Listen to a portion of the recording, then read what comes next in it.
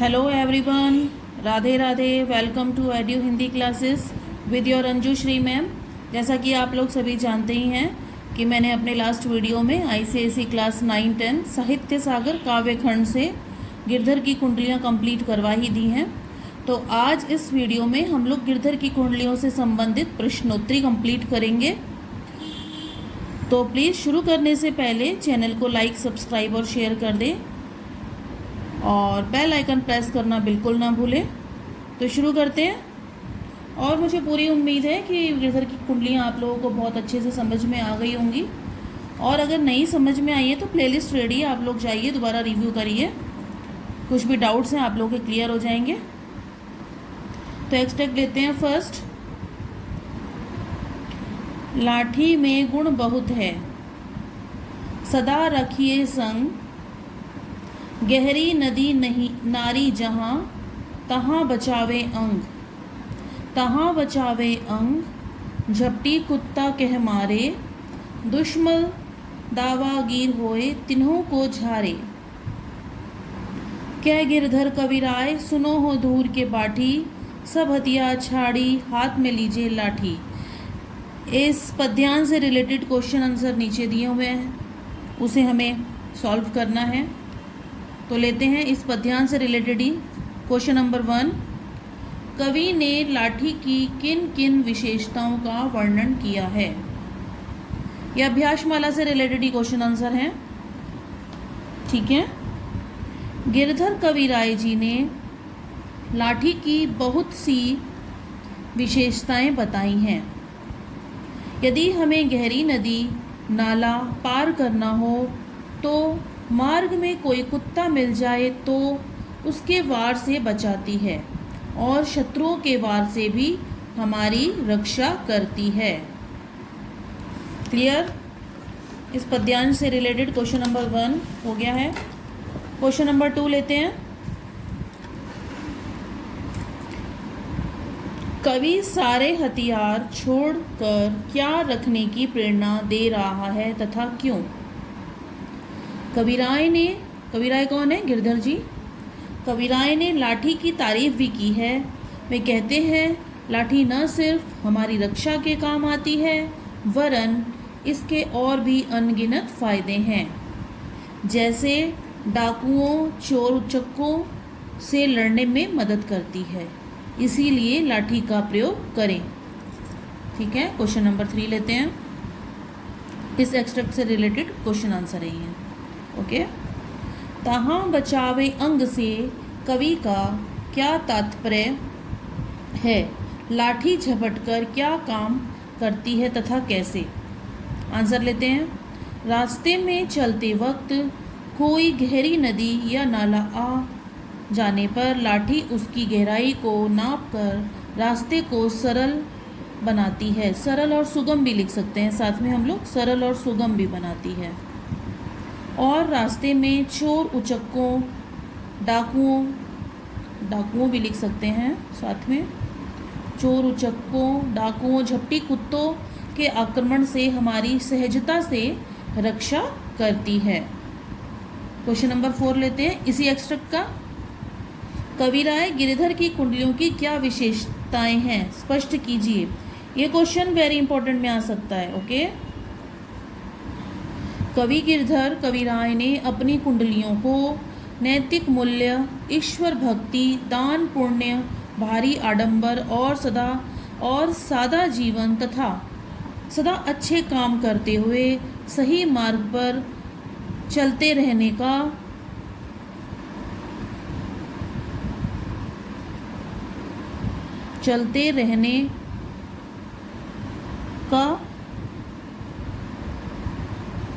मार्ग दिखाया है। ठीक है। और हम ये भी लिख सकते हैं कि काम करते हुए सही मार्ग पर चलना चाहिए। दोनों तरह से सही होगा आप लोगों के लिए। ये जो बातें हैं, जैसी बातें बहुत सरल सहज रूप में रखकर अपनी काव्य की विशेषता प्रकट की है। क्लियर? अवतरण 2 लेते हैं। Extract number 2। कमरी थोरे दाम की बहुत आवे काम, खासा मलमल वाफ्ता उनकर राखे मान, बंद जह आड़े आवे, बकुचा बांधे मोट, राती को झारी बिछावे। कै गिरधर कविराय मिलत है थोरे तमरी, सब दिन राखे साथ बड़ी मर्यादा कमरी। अब इस एक्सट्रैक्ट से रिलेटेड क्वेश्चन आंसर लेते हैं। थोड़े दाम से कवि का क्या तात्पर्य है? कवि ने क्या रखने की सलाह दी है तथा क्यों? लेते हैं आंसर। थोड़े से कवि का अभिप्राय कम दाम में मिलने से है, इसलिए कवि कंबल रखने की सलाह देते हैं और कहते हैं कि ये बहुत काम की वस्तु है, जैसे गठरी बनाने में काम आती है, बिछाने में और ओढ़ने में। क्लियर? इस एक्सट्रैक्ट से रिलेटेड नेक्स्ट सेकंड क्वेश्चन लेते हैं। मान किसे कहते हैं? किस वस्तु के द्वारा किसका मान रखा जाता है तथा किस प्रकार स्पष्ट कीजिए।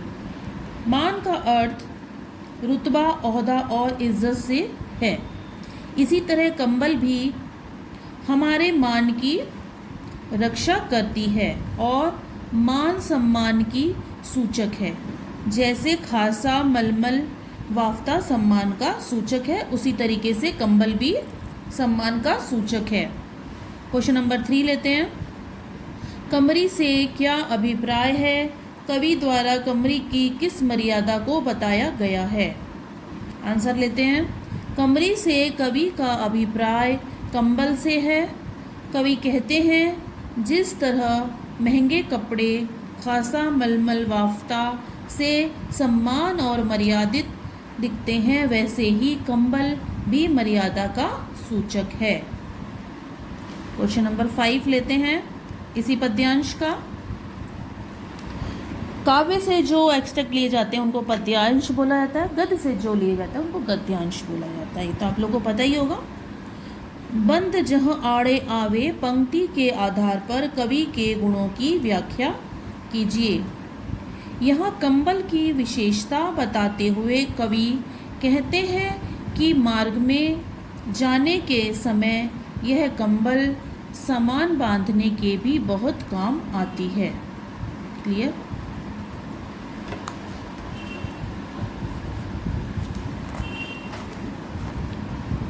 एक्सट्रैक्ट नंबर 3 लेते हैं।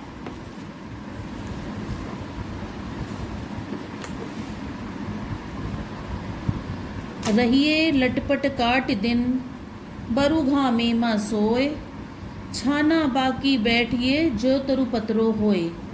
जो तरु पत्रो होए एक दिन धोखा देहे, जा दिन बहे बयारी टूटी सब जर से जेहे। क गिरधर कविराय छा मोटे की गईए, पाती सब झारी जाए तऊ छाया में रहिए। इस पद्यांश से रिलेटेड क्वेश्चन आंसर नीचे लेते हैं।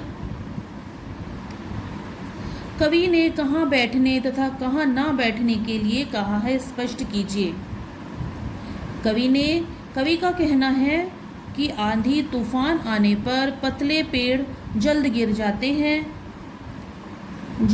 जाते हैं, इसलिए हमें मोटे और मजबूत पेड़ की छांव में बैठना चाहिए, क्योंकि मोटे पेड़ के पत्ते और तने टूट जाते हैं, लेकिन पेड़ जस का तस खड़ा रहता है। क्लियर? नेक्स्ट लेते हैं। मोटे पेड़ की छाया लेने से क्या लाभ होता है? मोटे पेड़ का उदाहरण देकर कवि क्या बताना चाहते हैं? कवि ने मोटे पेड़ के लाभ बताते हुए कहा है कि मोटे पेड़ की छाया घनी होती है, तेज हवा आने पर भी वह गिरता नहीं है। यहाँ मोटे वृक्ष से कवि का तात्पर्य धनी व सामर्थ्यवान से है, जो हमारी हर तरफ से सहायता कर सकता है। अतः हमें कमजोर की अपेक्षा धनवान की शरण लेनी चाहिए। क्लियर? नेक्स्ट लेते हैं क्वेश्चन नंबर 3 इसी पद्यांश से रिलेटेड।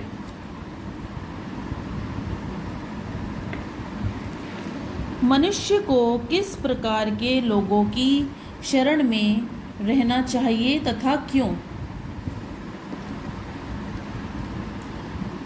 उत्तर लेते हैं। कवि ने कहा है कि हमें हमेशा गुणी, धनवान और धैर्यवान लोगों की शरण लेनी चाहिए, क्योंकि उनकी सहायता हमें जीवन में आगे उन्नति की ओर ले जाती है। इसलिए मोटे और मजबूत पेड़ की शरण लें। इसी पद्यांश से रिलेटेड कुछ शब्दार्थ लेते हैं।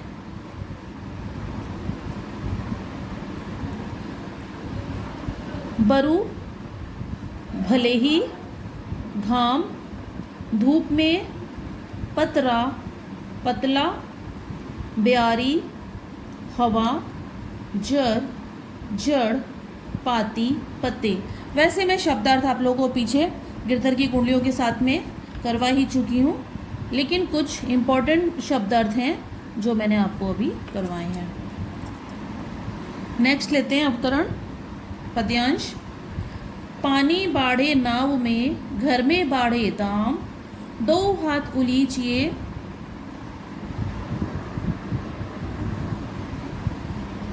यही सयानों काम, यही सयानों काम, राम को सुमिरन कीजिए, पर स्वार्थ के काज, शीश आगे कर दीजिए।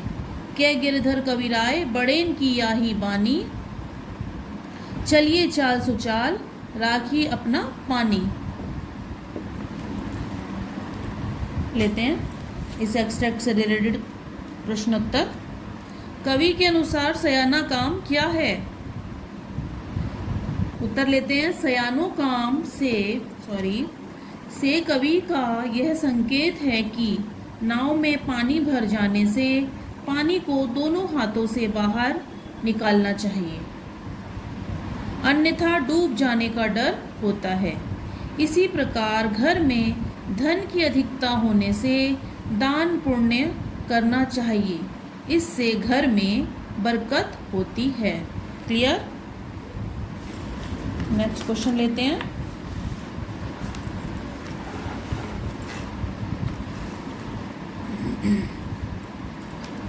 पर स्वार्थ से क्या तात्पर्य है? इससे क्या लाभ होता है? उत्तर, दीन दुखियों की सेवा ही सच्ची सेवा है, अतः हमें परोपकार के समय अपना सर्वस्व अर्पण करना पड़े तो पीछे नहीं हटना चाहिए, सभी कठिनाइयों का सामना करना चाहिए। इससे हमारा मान सम्मान और इज्जत बढ़ती है। नेक्स्ट लेते हैं। बड़ों का क्या उपदेश है? हमें अपनी चाल कैसी रखनी चाहिए तथा क्यों? उत्तर लेते हैं। कवि के अनुसार हमारे बड़े और विद्वानों का भी यही उपदेश है कि सयानी और अच्छी चाल चलनी चाहिए और सदकर्म करते हुए, मतलब अच्छे कर्म करते हुए अपनी इज्जत बनानी चाहिए। इससे हमें भी संतुष्टि और प्यार प्राप्त होता है। नेक्स्ट लेते हैं। राखिए अपना पानी पंक्ति का भाव स्पष्ट कीजिए।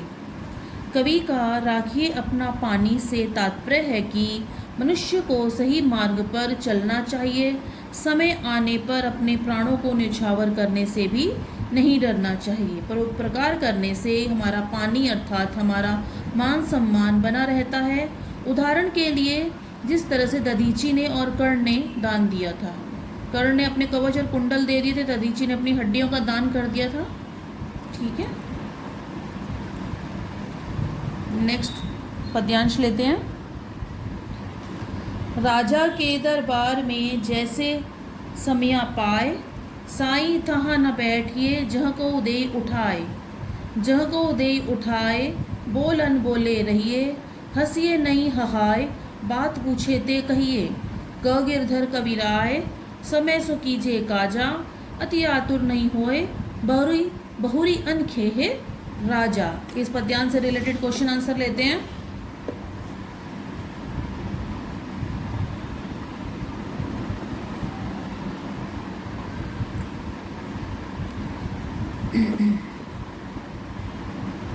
कवि के अनुसार राजा के दरबार में समय पर जाना चाहिए, उचित जगह बैठना चाहिए, किसी बात पर बेवजह नहीं हंसना चाहिए, बिना पूछे उत्तर नहीं देना चाहिए।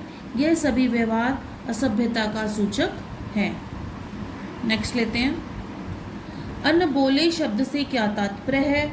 मनुष्य को कम क्यों बोलना चाहिए?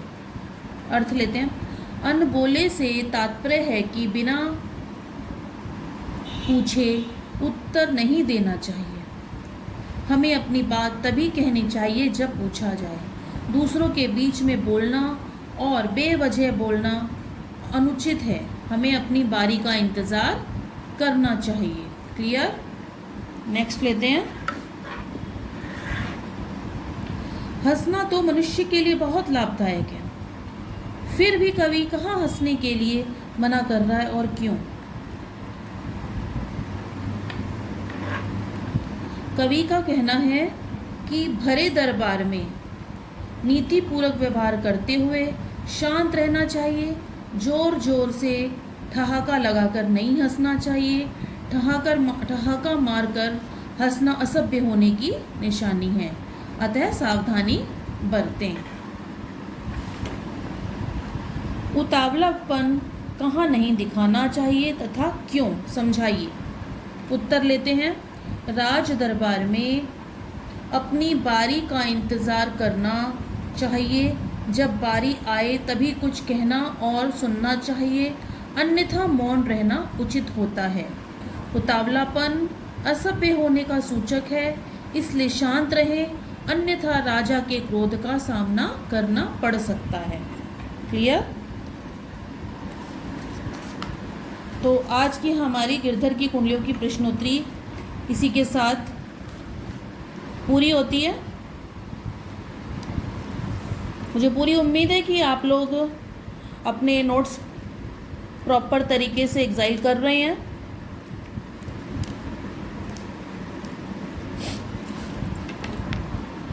और आप लोगों को बहुत अच्छे से और बहुत प्रॉपर तरीके से मेरा समझाया हुआ, मेरा एक्सप्लेन करना समझ में आ रहा है। और मुझे पूरी उम्मीद है कि आप लोग इसी तरीके से मैडम के साथ बने रहेंगे। और प्लीज़ करने से पहले चैनल को लाइक, सब्सक्राइब और शेयर करना ना भूलें। बेल आइकन प्रेस कर दें। और कोई भी डाउट है तो प्लेलिस्ट रेडी है, वहाँ जाके आप अपने डाउट क्लियर करिए। और तब भी कुछ समझ में नहीं आए तो आप कमेंट बॉक्स में आप मेरे लिए मैसेज छोड़ सकते हैं, कोई भी। ठीक है? मैं आपका डाउट ज़रूर क्लियर करूँगी। Okay, Radhe Radhe, bye.